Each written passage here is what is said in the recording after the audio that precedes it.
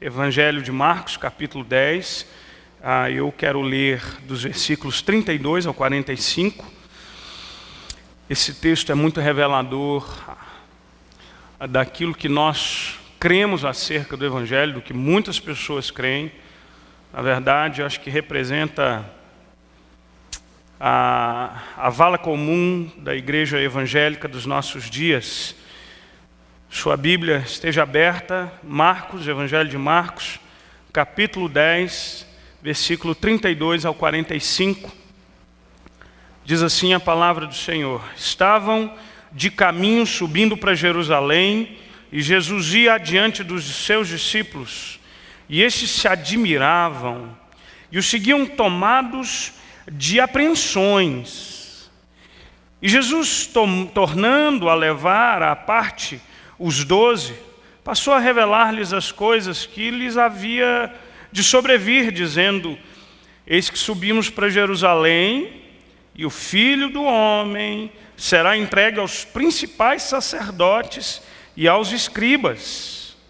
Condená-lo-ão à morte e o entregarão aos gentios. Hão de escarnecê-lo, cuspir nele, açoitá-lo e matá-lo. Mas depois de 3 dias ressuscitará. E então se aproximaram dele Tiago e João, filhos de Zebedeu, dizendo-lhe: Mestre, queremos que nos conceda o que te vamos pedir. E lhes perguntou: Que quereis que vos faça? Responderam-lhe: Permite-nos que na tua glória nos assentemos um à tua direita e outro à tua esquerda. Mas Jesus lhe disse: Não sabeis o que pedis. Podeis vós beber o cálice que eu bebo? Ou receber o batismo com que eu sou batizado? Disseram-lhe: Podemos. Tornou-lhe Jesus: Bebereis o cálice que eu bebo, recebereis o batismo com que sou batizado. Quanto, porém, ao assentar-se à minha direita e à minha esquerda, não me compete concedê-lo, porque é para aqueles a quem está preparado. Ouvindo isto, indignaram-se os 12 contra Tiago e João.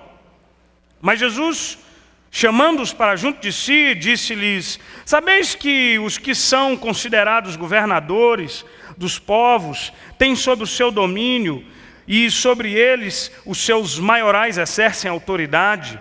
Mas entre vós não é assim. Pelo contrário, quem quiser tornar-se grande entre vós, será esse que vos sirva. E quem quiser ser o primeiro entre vós, será servo de todos.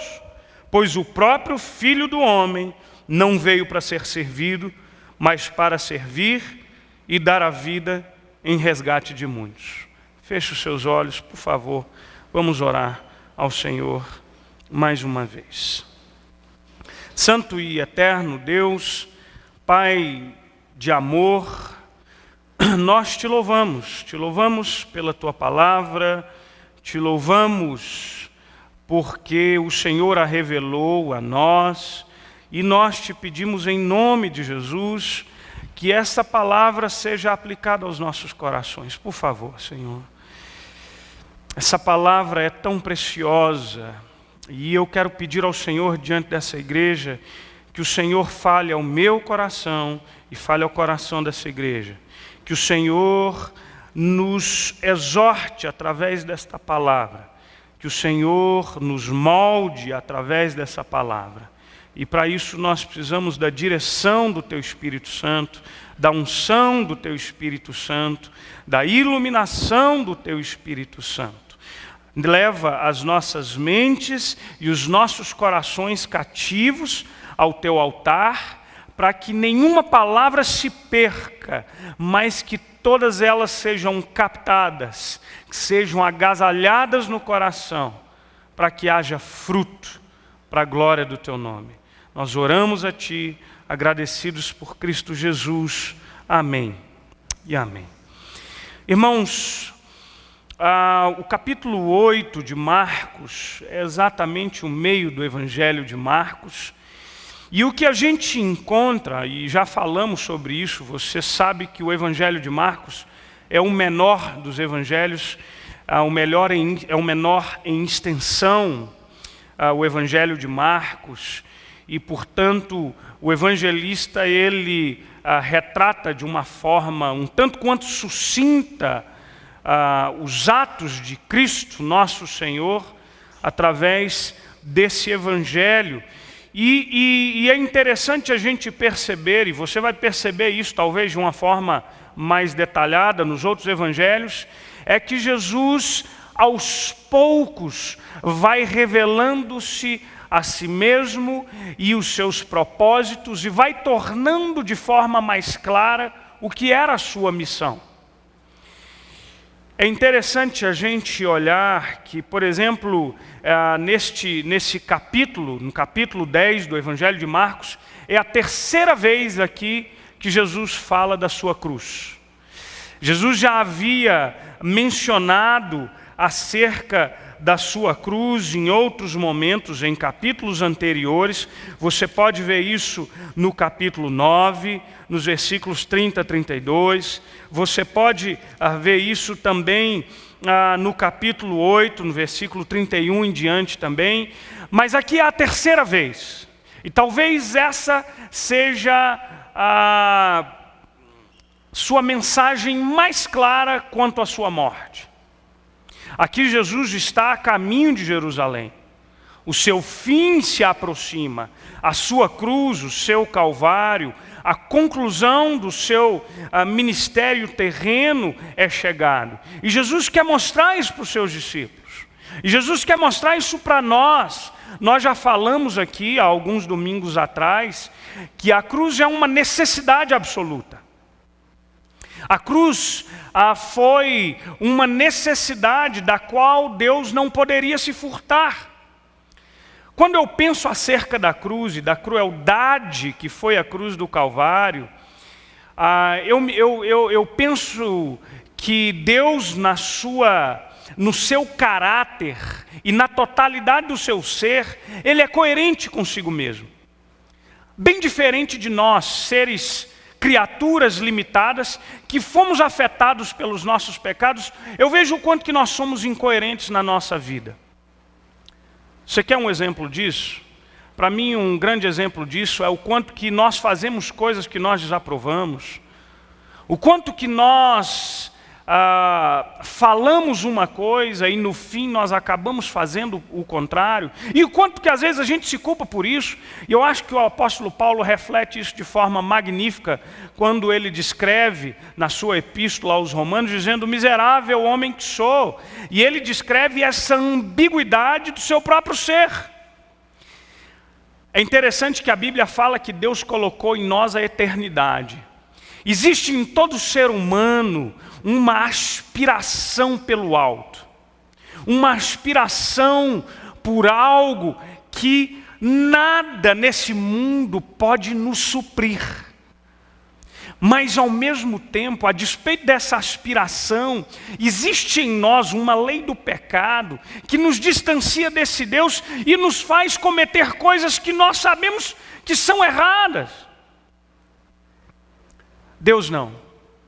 Deus é perfeito no seu ser e no seu caráter, e a cruz explica isso. E é interessante que a ira de Deus sempre se levanta contra o pecado. Deus abomina o pecado. Mas esse mesmo Deus que se ira pelo pecado é o mesmo Deus que ama os seus filhos. Mas a ira de Deus e a justiça de Deus não podem ser suplantadas pelo amor de Deus. E nem o amor de Deus pode suplantar a santidade de Deus. Então, como que um Deus, na sua santidade, na sua absoluta justiça e no seu amor, pode resolver essa equação? Na cruz do Calvário.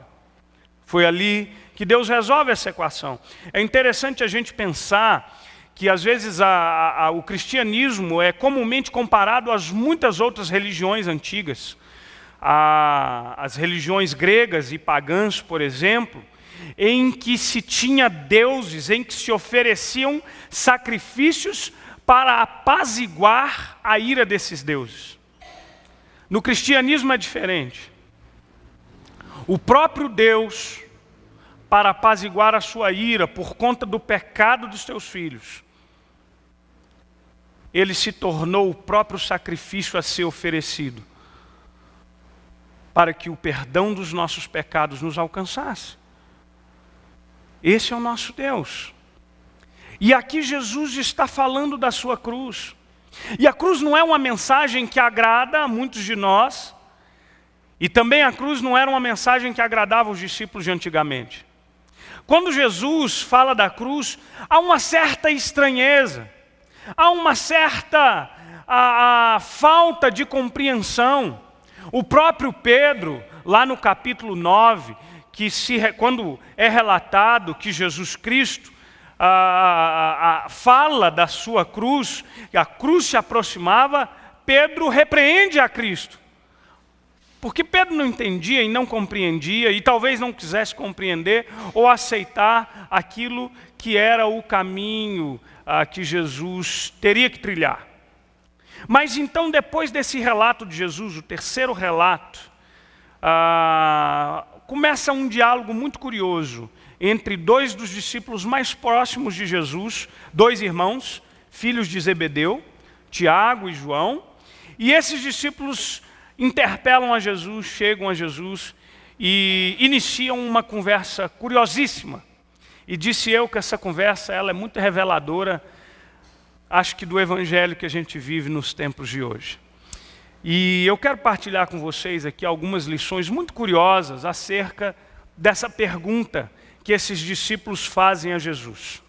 E a primeira lição que eu gostaria de compartilhar é que essa pergunta desses discípulos é uma pergunta que revela a incompreensão quanto à pessoa de Jesus Cristo. É uma pergunta que revela a incompreensão quanto à pessoa de Jesus Cristo. Qual é a pergunta que eles fazem a Jesus? Olha comigo aí o versículo 35. E então se aproximaram dele, Tiago e João, filhos de Zebedeu, dizendo-lhe: Mestre, olha só o pedido, irmãos.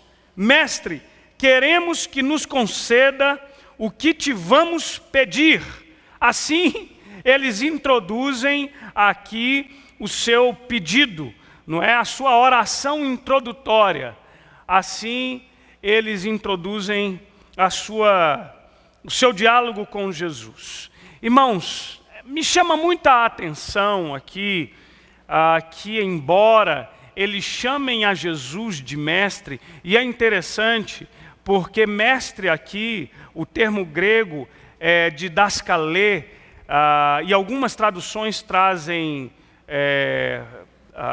professor, há traduções em inglês que traduzem professor.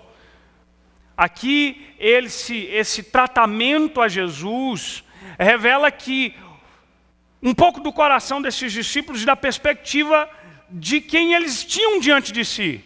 Eles chamam a Jesus de mestre, mas é muito provável que até esse momento, e aí nós ficamos confusos, eu me pergunto, o que havia no coração desses discípulos? Quem eles acreditavam que fosse Jesus? Que mestre é esse que eles acreditavam? Um mestre, um líder no ensino? Um mestre porque ensinava, porque tinha ensino diferente de outros, ou um rabi, como um outro rabi qualquer? Quem eles acreditavam? E, portanto, o fato deles chamarem a Jesus de mestre não significa que eles entenderam, até esse ponto pelo menos, quem era Jesus de fato. Quem de fato era esse Jesus de Nazaré? Isso me remete à própria pergunta que Jesus faz aos discípulos, dizendo: olha, estão dizendo aí que eu sou Elias ou outro profeta qualquer, e vós quem dizeis que sou? E Pedro toma a frente e diz: o Senhor é o Cristo, Filho do Deus vivo. Mas é fato, e a própria pergunta que Jesus faz aos discípulos revela que havia uma conversa que se mencionava ali, havia esse burburinho entre aquele povo acerca de quem era esse Senhor Jesus, quem era esse Nazareno. esse filho de João, de Maria, ali do carpinteiro, que foi criado ali em Nazaré, que cresceu e que se tornou um mestre admirável. Quem era esse homem? Quem era esse homem? Quem era esse homem cujas multidões acompanhava? Quem era esse homem que operava curas e milagres? Quem era esse homem que falava de si mesmo, afirmando-se o Filho de Deus? Quem é esse homem que perdoava pecados? Quem é esse homem? Quem é Jesus para você? Essa eu acho que é uma pergunta que vale, e que vale para todos nós. Quem é Jesus para você? Porque quando a gente olha para a história do cristianismo, e a gente vê que muita confusão é feita, e muitos acham e consideram, o pastor Osni esteve aqui domingo passado, e o islamismo considera Jesus como um profeta. Mas ele não é profeta como Maomé. A perspectiva islâmica está abaixo de Maomé. E quem era Jesus para outros discípulos? Jesus era um mestre do amor? Jesus era um sábio guru? Alguém, ou seja, a versão palestina de Mahatma Gandhi? Quem é Jesus para você? Um sábio? Um homem bom? Um grande líder? Sabe o que Jesus dizia de si mesmo? Dizia que ele era Deus. E é por isso que ele perdoava pecados. E por isso muitos dos fariseus se escandalizavam tanto com ele. Isso a gente precisa pensar, irmãos. Porque quando eu olho para a vala comum das igrejas evangélicas, para a grande maioria dos cristãos do nosso tempo, nós nos relacionamos com esse Jesus, mas eu tenho as minhas dúvidas se nós nos relacionamos como quem é o nosso Senhor. A oração desses discípulos, eles que chegam diante de Jesus e dizem: Senhor, nós queremos que o Senhor nos conceda o que nós temos que pedir. É interessante que a nossa cultura nos ensina que, a depender da relação que você tem com a pessoa, ou da relação hierárquica, você tem um pronome de tratamento diferente, né? E isso é algo muito curioso. Na nossa cultura ainda é uma cultura bem tradicional nesse sentido. E é uma coisa interessante. Quando a gente viveu na América do Norte, eu sentia falta de chamar algumas pessoas de senhor e senhora. Às vezes alguns, pessoas bem mais velhas que eu, e não se usa muito esses pronomes. E eu ficava assim meio, eu dizia, eu fico meio sem jeito de não lhe chamar de Senhor. E às vezes a pessoa se sentia até ofendida. E eu acho curioso, porque algumas pessoas que são bem mais jovens do que eu, pessoas da minha idade, e quando falam comigo, falam: pastor, você tem um senhor aqui, um senhor na primeira igreja presbiteriana de Ceilândia, Tia Adolfo, e eu acho muito curioso, e ele sempre chegou para mim muito respeitosamente, e ele dizia: reverendo, o senhor, um velhinho de 90 e tantos anos, e eu digo para as pessoas: olha, pastor conjuga-se com você, eu não tenho problema nenhum que você me chame só de Adriano, de você, eu não tenho problema com isso. E ele dizia: eu não dou conta, reverendo. Eu preciso chamar o senhor de reverendo. Mas, por outro lado, eu percebia o quanto que era importante para esse senhor esse tratamento. Eu me lembro que uma vez eu estava jogando futebol, é coisa que eu faço muito pouco, e faço muito mal também, mas eu estava jogando futebol ali com os irmãos da segunda igreja de Taguatinga, e fazia muito tempo, e nós estávamos no Canadá, nós viemos visitar, e tinha muitos meninos novos que não me conheciam, e aí de repente a gente estava ali, um menino jogou uma bola muito além do meu alcance, porque depois dos 30, quando eu jogo futebol, gente, a tática tá tão bonita aqui, sabe? Eu penso assim, vai, corre, pega a bola, bota ela no ângulo. Mas quando eu vou fazer, não dá nada disso, né? E aí o garoto disse assim para mim, vai, moleque! Aí logo um irmão enquadra, se arrepiou e disse, rapaz, é o pastor Adriano. Ele disse, reverendo, me perdoa. E eu falei, rapaz, tem hora que é bom ser pastor, rapaz. Mas eu achei muito engraçado, porque até porque eu estava vestindo a indumentária adolescente, né? Calção, tênis e meia, e a minha indumentária não revelava o que eu era, reverendo, né? Então, vai, moleque! O rapaz arrepiou e depois eu fiquei imaginando eles vindo a mim perguntando o que o senhor quer fazer com esse menino, né? Irmãos, eu estou dizendo tudo isso porque a forma como a gente olha o outro determina muito a nossa relação com esse outro, o seu respeito para com esse outro. E quando nós falamos de Jesus de Nazaré, nós não estamos falando somente de um homem sábio. Nós não estamos falando somente, nós não estamos falando de um guru iluminado. Nós não estamos falando de um filósofo palestino. Nós estamos falando do Filho de Deus encarnado. Jesus, o Nazareno, o Cristo de Deus. O Deus encarnado que veio a esse mundo para nos salvar. E o C.S. Lewis diz uma coisa interessante, ele diz, olha, ou esse homem que chega nesse mundo e diz que é Deus, ou ele é louco, ou ele é Senhor. E se ele é louco, ele merece a nossa rejeição. Mas se ele é Senhor, ele não merece só a nossa admiração. Ele merece o nosso coração.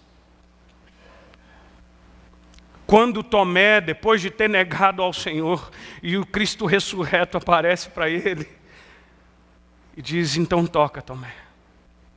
Toca aqui no meu lado. Tomé se prostra diante de Jesus, dizendo, Senhor meu, Deus meu. É isso que ele é. E portanto, não pode haver, e é interessante, irmãos, o Evangelho não dá espaço para meio termos nesse sentido. Ou ele é Senhor e é dono do nosso ser, ou ele é tão somente um homem que a gente admira. E para mim, esses discípulos não compreenderam, ou pelo menos essa pergunta deles, ou pelo menos até esse momento, eles não entenderam quem era esse Cristo que estava diante deles. Eles não entenderam. E eu acho que essa multidão de chamados evangélicos nesse mundo aí fora revela, eu acho que tem muita semelhança com a perspectiva de Tiago e João. É a gente que determina, é a gente que ordena, é o Cristo que faz tudo o que a gente quer. A nossa relação com Ele não é uma relação de servo e Senhor. Não, não é. Mas se a sua relação com Cristo não pressupõe que Ele é o Senhor da sua vida, você está equivocado quanto à natureza da pessoa de Jesus. Mas a pergunta desses irmãos revela outra coisa também. É uma pergunta que revela a incompreensão quanto à missão de Jesus. Preste bem atenção, nós já falamos quanto à incompreensão, quanto à pessoa de Jesus. E agora, eu acho que é algo que deriva da pessoa e da natureza de Jesus, é a própria missão de Jesus Cristo. Irmãos, esses homens aqui, então, continuam. Eu acho maravilhoso aqui a forma, olha comigo aí o versículo 35. Mestre, queremos que nos conceda o que vamos te pedir. E aí no versículo 36, ele lhes perguntou: o que quereis que vos faça? Aqui Jesus lida de forma muito amorosa. Eu acho que Jesus vai dando corda, né? Eu fico, né? Vamos ver o que essa turma vai perguntar. Jesus não cala a boca de imediato, e ele diz: sim, o que quereis?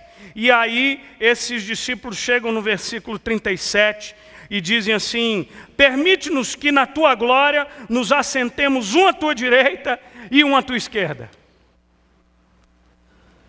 Esse é o pedido desses jovens discípulos. Senhor, nós queremos nos assentar em lugar de destaque. Irmãos, prestem bem atenção. No tempo em que Jesus veio, aliás, quando a gente lê o Antigo Testamento, as expectativas concernentes ao Messias era algo que habitava o imaginário, o coração, as esperanças desse povo por milênios. Esse povo desejava, almejava, esperava pelo Messias prometido. O problema é que as suas expectativas, elas estavam muito embotadas pelos seus próprios pecados ou pelas perspectivas erradas acerca da sua leitura das Escrituras, ou pelos seus ideologismos, se fosse um zelote, fosse um publicano, enfim, o fato é que essas expectativas estavam muito embotadas e pouco claras. Muitos esperavam um Messias que viesse libertar o povo de Israel das mãos do Império Romano, que fosse um líder duro, que fosse ali um libertador, um grande líder militar. E quando Jesus inicia o seu ministério, ele vai quebrando um monte de expectativas e Jesus vai tentando corrigir essas expectativas desses seus discípulos e de todos os demais.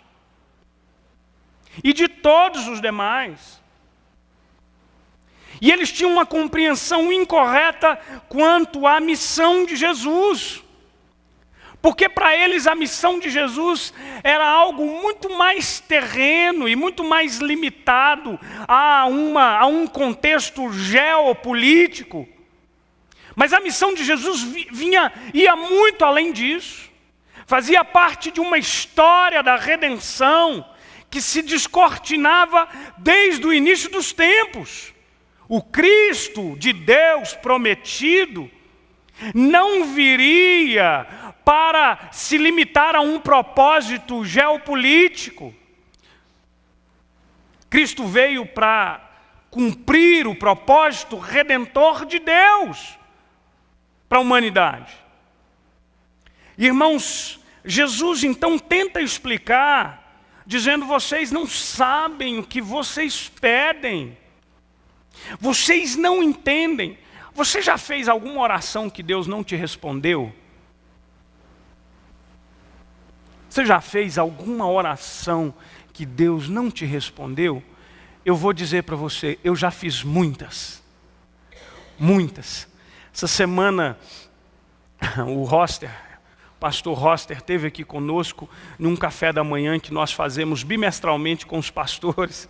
E ele disse que um irmão da igreja dele veio lamentando e choroso, dizendo: reverendo, eu vejo alguns irmãos, e eu vejo um irmão aqui da igreja, que é um irmão crente também, mas esse irmão tem tantas posses e tantos bens, e, puxa vida, às vezes eu fico me perguntando por que é que Deus não me concede as mesmas dádivas que concedeu a esse irmão. E eu achei a resposta do Roster fantástica. Ele disse: meu irmão, talvez Deus não te dê quanto deu a ele, porque se você tivesse tudo que ele tinha, você não seria crente como ele é.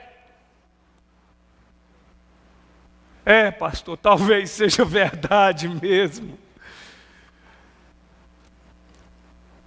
Jesus diz para esses discípulos: vocês não sabem o que vocês estão pedindo. Vocês não entenderam nada. nada. Vocês não compreenderam. E Jesus então continua dizendo, e ele diz no versículo 38, podeis vós beber do cálice que eu bebo, e receber o batismo que eu sou batizado? Jesus estava caminhando para a cruz do Calvário. Irmãos, o cálice é representação de ira e juízo de Deus. Jesus Cristo é aquele que veio para carregar e suportar sobre os seus ombros a ira de Deus derramada sobre ele. Jesus Cristo, quando batizado, e é interessante que o testemunho daquele que o batizou foi: esse é o Cordeiro de Deus que tira o pecado do mundo. Vocês podem beber desse cálice? Vocês estão entendendo que a minha missão é outra? Jesus Cristo aí no versículo 45 diz que ele, olha aí comigo, irmãos, pois o próprio Filho do Homem não veio para ser servido, mas para servir e dar a sua vida por resgate de muitos. É isso que Cristo está dizendo. A minha missão não é o que vocês esperam. A minha missão não é o que vocês imaginam. Eu vim para servir, eu vim para morrer, eu vim para cumprir cabalmente a vontade do meu Pai. E parece que os discípulos tardaram tanto para entender essa mensagem. No momento em que Jesus vai lavar os pés dos seus discípulos, ali já na celebração, já próxima à sua morte, próxima à celebração da última ceia, quando Jesus se despe e se inclina aos pés dos discípulos, Pedro não suporta aquilo, diz: Senhor, aos meus pés o Senhor não lava. Jesus está desafiando esses homens, e depois de fazer isso, ele diz: vocês vão e façam o mesmo, sirvam, foi para isso que eu vim. E portanto, esses homens, irmãos, não entenderam a missão de Cristo Jesus. Talvez ainda eles nutrissem a ambição de que ele seria o grande líder e governador. E então chegam ao Senhor e dizem: Senhor, me dá aí a secretaria da Casa Civil para o meu irmão, e o Ministério da Fazenda para o meu outro irmão. Eu quero um à direita e eu quero um à esquerda. E Jesus diz: vocês não sabem. Irmãos, olhem aqui para mim. Na cruz do Calvário, o que Deus deu para estar à direita e à esquerda de Jesus foram 2 ladrões. Senhor, nós queremos um lugar de glória. E Jesus diz para esses homens: vocês não entenderam nada, porque a minha glória é fazer a vontade do Pai, é servir e me entregar, é morrer por aquele que mandou que eu morresse. Vocês querem isso? Vocês partilham desse cálice? Vocês tomam parte dessa história? E aqui então eu quero partir para a nossa última lição. Essa pergunta é uma pergunta que revela a nossa incompreensão quanto à nossa própria missão. Ela revela a incompreensão contra a pessoa de Jesus, com relação à pessoa de Jesus. Ela revela a incompreensão quanto à missão de Jesus e revela a nossa incompreensão quanto à nossa própria missão. Irmãos, o pedido desses discípulos foi um pedido extremamente absurdo. E aí talvez você fique imaginando, mas puxa vida, que caras de... Irmãos Caras de Pau. Esse é o nome do filme. Como é que pode? Olha comigo o versículo 41. Ouvindo isto, indignaram-se os 10 contra Tiago e João. E eu fico aqui com os meus botões pensando o porquê da indignação. E a resposta que que vem ao meu coração, eles estavam indignados, porque eles mesmos é quem gostariam do lugar à direita e do lugar à esquerda.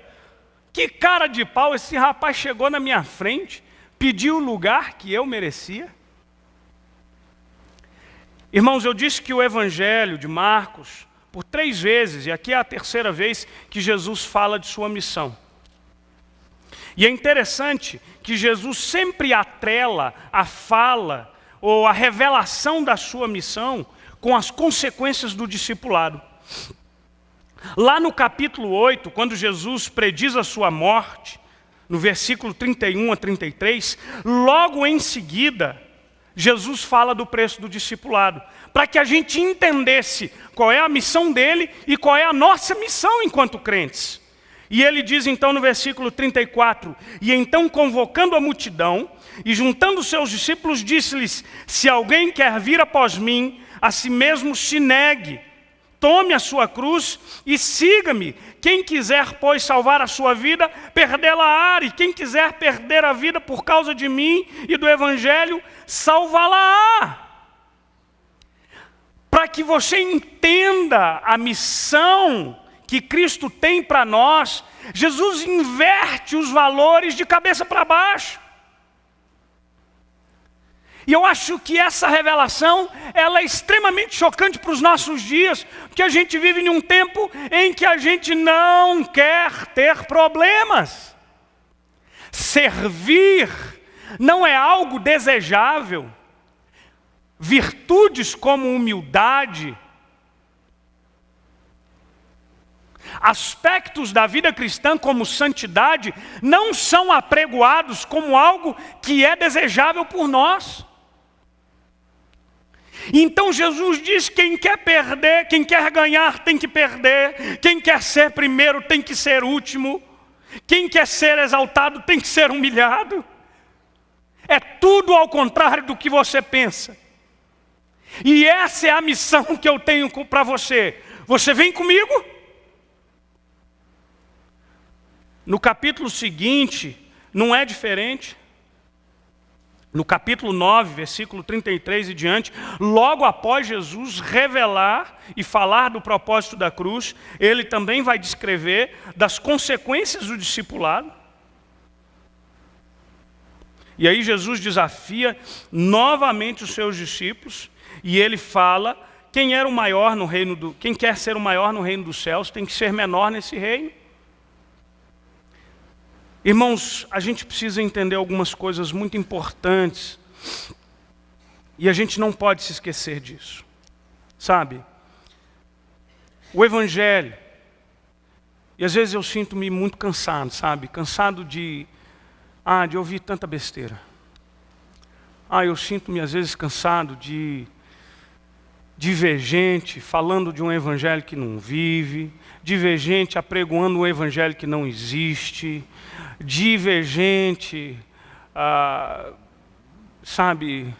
verborragicamente sob os púlpitos, dizendo que você veio a esse mundo para ser cabeça e não ser cauda. Eu estou cansado de ver gente, eu não sei se enganado pela sua simplicidade, mas serem devorados por lobos vorazes que têm como único intento se utilizar dessas pessoas que vão aos milhares para os templos de chamadas igrejas. E eu não sei se por simplicidade ou por conveniência de uma mensagem que massageia o ego, que promete nada mais do que bem-estar. Isso me cansa, e me cansa muito, porque toda vez que eu leio a Bíblia põe o dedo na minha ferida, a Bíblia me aponta para o meu pecado, a Bíblia me diz que eu tenho que servir, que eu tenho que ser um menor, que Deus tem que ser tudo, ou senão Ele não é nada. É isso que a Bíblia me diz, ela me confronta, ela me afronta, ela me desafia a mudar o caminho, ela me desafia a me distanciar do meu pecado, ela me desafia a lutar contra as minhas próprias paixões, ela me desafia a amar a despeito da minha dificuldade e a despeito do outro. É isso que é o Evangelho, não é fácil, a porta é estreita. E é por isso que nem todo mundo passa por ela.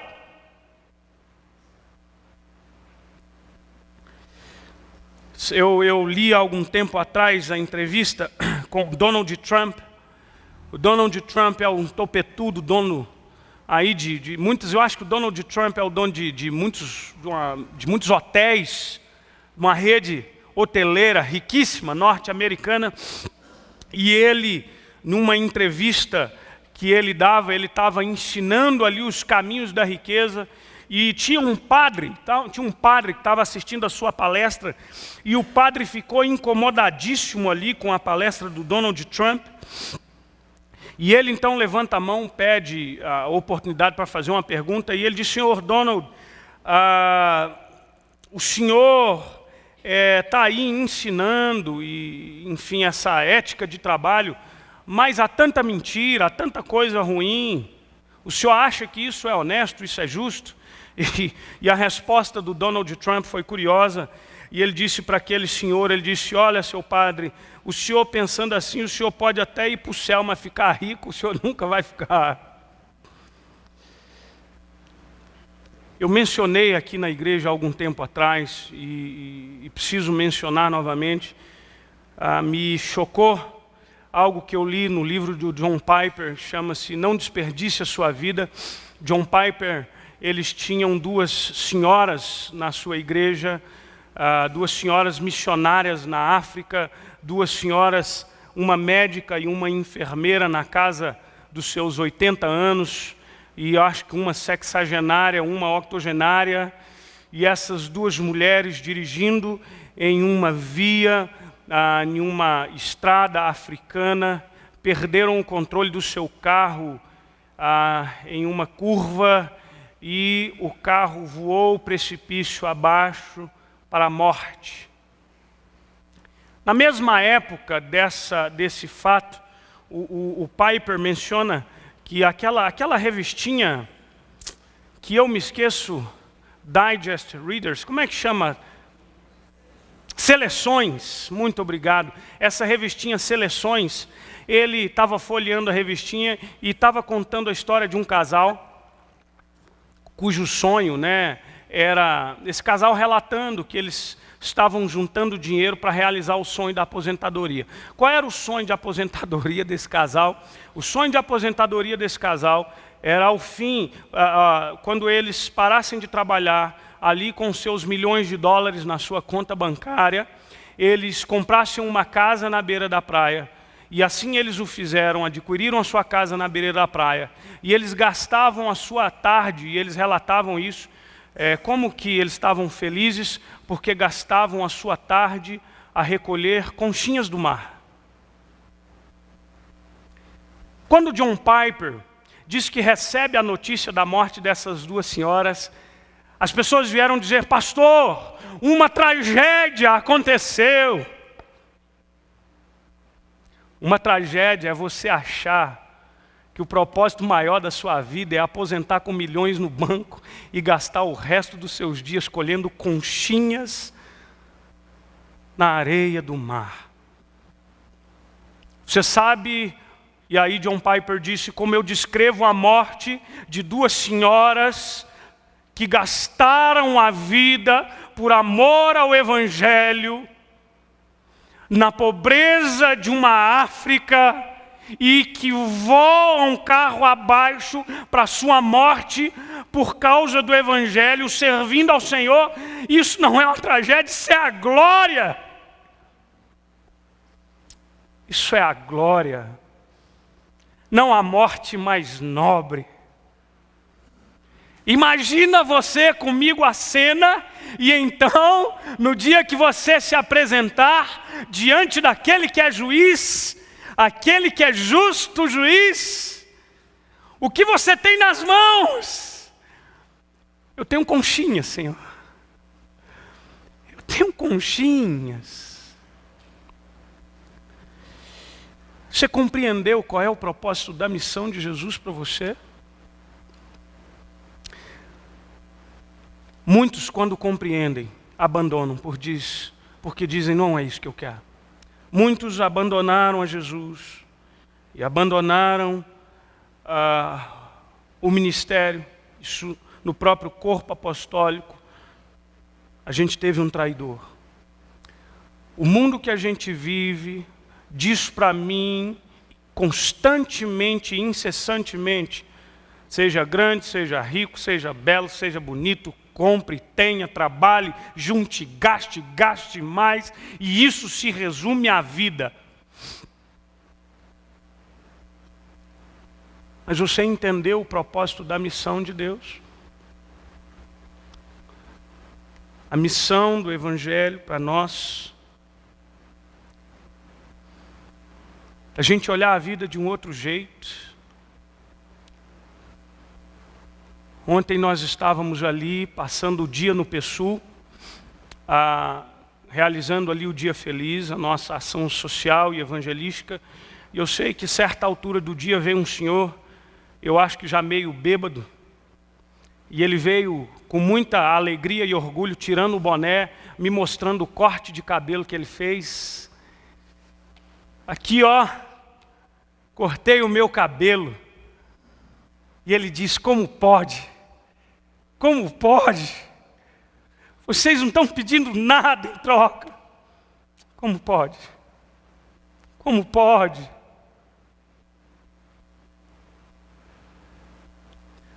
O ano passado, quando nós estávamos aqui fazendo o nosso Por Amor à Cidade, os irmãos da igreja catando lixo da rua, uma senhora me parou e disse assim, é uma gincana. Quem vai ganhar? Quanto ganha? Eu disse, não é gincana. Ninguém está pagando. Mas então por quê? Porque a gente ama Deus. Porque a gente ama essa comunidade aqui. Ah, que lindo. Que lindo. Eu achei que ela estava falando de mim. Mas... ela, que lindo. Aí então ela disse, ela completou, que lindo que vocês estão fazendo. Eu pensei, o Senhor sempre nos põe de volta no nosso lugar. Nós somos chamados para servir. E é interessante que às vezes a gente acha esse discurso triunfalista, às vezes a gente acha que foi chamado para dominar o mundo. E é assim que a igreja, nós vamos dominar. Nós vamos pôr um presidente evangélico. Eu não sei, irmãos, eu acho até que nem sei o que dizer. Mas uma coisa estou certo. Jesus nos chamou para servir. E quanto mais a gente serve, o nosso amor a Deus é evidenciado na vida dos outros. E assim a gente transforma o mundo. Quando nos ferem uma face, o nosso amor nos faz virar uma outra face. E sabe por que isso choca os outros? Porque isso é inadmissível. Isso é inadmissível. Há 2 domingos atrás, no nosso encontro de pastores que o sínodo realizou, ali o reverendo Obedes, ele nos contou da história de um casal de missionários enviado pelos morávios para uma região da Alemanha, um vilarejo, e uma região duríssima. E esse casal foi ali e tentou pregar o evangelho por anos e anos seguidos, tentando anunciar a mensagem de Cristo Jesus, o Salvador. Mas aquelas pessoas foram extremamente aversivas à presença daquele casal, até que em algum momento, depois de anos de presença missionária, uma epidemia atacou aquela região e aquele casal de missionários abriu as suas portas para que aquelas pessoas ali daquela comunidade, daquela aldeia adentrassem, e ali eles começam a cuidar dos moribundos daquele vilarejo e cuidam e oferecem o seu lar, a sua casa, a sua hospitalidade, o seu amor. E então, depois de algum tempo, o líder daquele vilarejo chega para aquele casal e convida aquele casal dizendo: nós queremos ouvir vocês nos falar da mensagem que vocês vieram aqui nos dizer. E aquele casal, então, estranhando, disseram: mas nós estamos aqui há tanto tempo, vocês nunca quiseram ouvir a mensagem que nós temos. E então, aquele líder diz: nunca na história desse vilarejo ninguém nos amou como vocês nos amaram. Por favor, contem para nós a mensagem que vocês vieram nos trazer. Jesus te chamou para servir, para uma missão.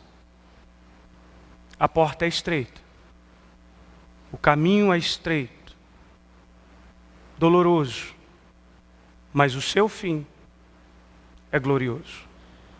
E eu te convido a seguir por ele. Feche os seus olhos, por favor.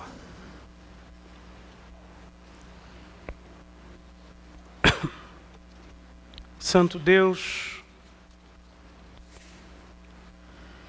por favor, nos ajuda a compreender com clareza a tua mensagem, a seguir com destemor a tua missão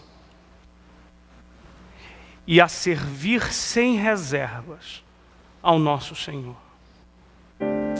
Assim nós oramos a Ti e glorificamos o Teu nome pela Tua santa palavra, em Cristo Jesus nosso Senhor. Amém e amém.